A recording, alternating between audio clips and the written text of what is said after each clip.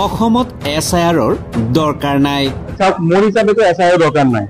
আমি 2015 পৰা 19 লৈকে নাগৰিকত্ব প্ৰমাণ কৰিছো। আমি 2015 পৰা 2019 লৈকে আমি অলৰেডি আমাৰ নাগৰিকত্ব প্ৰমাণ কৰিছো। দ্বিতীয়বাৰ নাগৰিকত্ব প্ৰমাণ কৰাৰ প্ৰয়োজন নাই। So SIR cannot be another round of verification of citizenship. Another round of verification of citizenship হ'ব নোৱাৰে। আমি এইটো অলৰেডি কৰিছো। এছআইআৰ সন্দৰ্ভত গুৰুত্বপূৰ্ণ মন্তব্য গুৱাহাটী উচ্চ ন্যায়ালয়ৰ অধিবক্তা আমান ৱাদুদৰ। মোৰ হিচাপেতো এছআইআৰ দৰকাৰ নাই।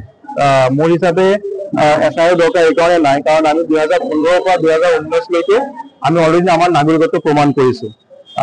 বিহাৰৰ যিটো এছআইআৰ যিটো কনচেপ্ট, সেইটো তেওঁলোকে আকৌ নাগৰিকত্ব প্ৰমাণ কৰি আছে। So' SIR cannot be another round of verification of citizenship. Another round of verification of citizenship হ'ব নোৱাৰে। আমি এইটো অলৰেডি কৰিছো। গতিকে মোৰ হিচাপে এছআইআৰ কোনো দৰকাৰ নাছিলে। বাট মই আৰু এটা কথা মই লগত লগাই দিম, যিহেতু বিহাৰৰ যিটো নটিফিকেশ্যন তাত অলৰেডি লিখা আছে যে সমগ্ৰ ভাৰতবৰ্ষত এছআইআৰটো ইমপ্লিমেণ্ট কৰিব। আৰু অসমতো দুটামান মিটিং হৈছে, কিছুমান ৰিপৰ্ট নহয়, মিনিটছ অফ মিটিং চাইছো ইলেকশ্যন কমিশ্যনৰ বা অসম চৰকাৰৰ ফালৰ পৰা।